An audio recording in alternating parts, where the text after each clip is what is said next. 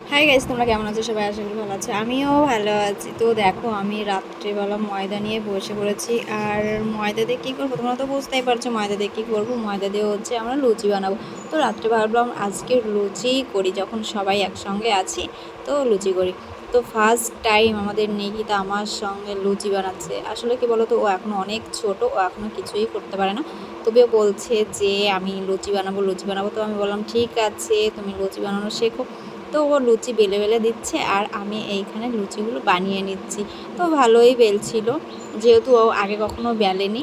যেহেতু পড়াশোনা করে, পড়াশোনার মধ্যে থাকে, তার জন্য ও এইসব কাজ করে না কখনো। তো মানুষ চেষ্টা করলেই সব কিছু পারে, এমন কোনো কাজ নেই যে পারে না। তো ওই চেষ্টা করছে, আস্তে আস্তে ঠিক হয়ে যাবে। যেহেতু আমরা মেয়ে মানুষ, আমাদের সব কিছু করে খেতে হবে, যেমন পড়াশোনা সেরকম সংসারের কাজ, সব কিছুই করতে হবে। তো এইখানে দেখো, নিকিতা কিন্তু ভালোই গোল করে লুচি বানাচ্ছিল। আর ও শিখবে, আস্তে আস্তে শিখে যাবে।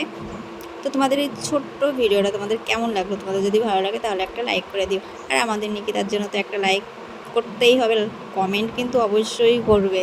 আর এই দেখো, আমি এখানে বানিয়ে নিচ্ছি এক একটা করে।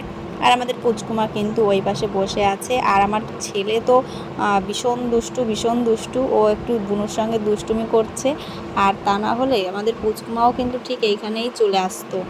তো তোমাদের ভিডিওটা কেমন লাগলো? ভিডিওটা যদি ভালো লাগে তাহলে লাইক কমেন্ট করে দিও। টাটা।